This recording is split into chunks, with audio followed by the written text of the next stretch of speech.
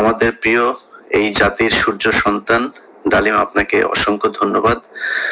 আমরা 50 বছর পরে হলেও অন্তত আপনার কথা শুনতে পেরেছি, এটা আমাদের জন্য অনেক বড় পাওয়া। আজকে আমার চ্যানেলে আমি সবশেষ দেখেছি 8 লাখ মানুষ একসাথে দেখছিলেন। আমার মনে হয় এই রেকর্ড বাংলাদেশের ইতিহাসে আর কখনোই হবে কিনা জানি না। শুধু ভিডিও দেখা না, বাংলাদেশের মানুষের কাছে আমার অনুরোধ থাকবে, উনি মাঝে একটু কথা বলেছেন যে শেখ মুজিব ওনার স্ত্রীর সাথে গাজী গোলাম মোস্তফা, যিনি কিনা শেখ মুজিবের এই লুটপাটের সহযোগী, ঢাকা জেলা আওয়ামী লীগের সভাপতি ছিলেন এবং রেড ক্রসের প্রেসিডেন্ট বানিয়েছিলেন, একজন খুব সৎ বিচারপতিকে সরিয়ে দিয়ে তাকে বসিয়েছিলেন এই চেয়ারে। তো এই শেখ মুজিবের মুখের কথা এবং কাজের মধ্যে কতটা তফাৎ সেটা ওনার একটা বক্তব্যে শুনলেন। ওনার স্ত্রীকে তুলে নিয়ে গেলেন, আবার ওনাকে চাকরিচ্যুত করেছিলেন। তো আমরা এই জিনিসগুলো ভুলে যাই। শেখ হাসিনা গত 15 বছরে সেই বিডিআর হত্যাকাণ্ড থেকে শুরু করে, আমি কালকে বিডিআর হত্যাকাণ্ডের সেই ফুটেজ গুলো দেখছিলাম, হেফাজতের হত্যাকাণ্ড, বিভিন্ন মানুষকে ধরে নিয়ে যে হত্যা করা, মানুষকে ক্যান্টনমেন্টের ভেতরে পাকিস্তান সেনাবাহিনীও তো বাংলাদেশের সেনাবাহিনীর যাদেরকে আটক করেছিল এইভাবে আয়না ঘরের মধ্যে রাখে নাই। তো এগুলো আমরা ভুলে যাই বলে আবার মাঝে মধ্যে এই ধরনের স্বৈরাচার আমাদের ঘাড়ে চেপে বসে।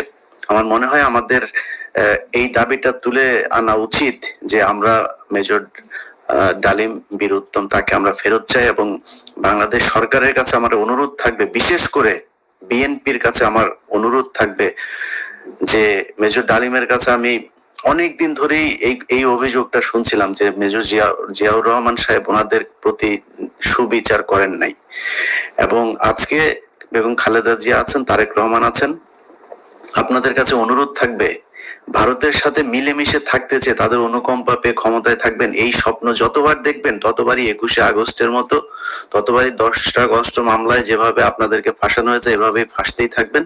তো আপনাদের একটা পক্ষ নিতে হবে। বাংলাদেশের মানুষ এই ভারতকে কতটা ঘৃণা করে এবং পাকিস্তানকে কতটা পছন্দ করে সেটা আজকের এই মেজর ডালিমকে নিয়ে আমার যে অনুষ্ঠান সেটা প্রমাণ করে দিল। এবং মেজর ডালিমরা সরাসরি তো তারা শেখ মুজিবের হত্যার সাথে জড়িত, উনি সেই হত্যায় জড়িত ছিলেন কিনা না ছিলেন আমি সেই কোশ্চেন করিও না, সেটা কোনোদিন করব না, কিন্তু সেই পক্ষে উনি কাজ করেছেন এবং শেখ মুজিবের বিপক্ষে উনি ছিলেন এবং শেখ মুজিবের ক্ষমতাচ্যুত করার পক্ষে উনি ছিলেন। সেই আমি মেজর ডালিম বলছি, সেই বক্তব্যের মধ্যে দিয়ে আমরা প্রমাণ পেয়েছি।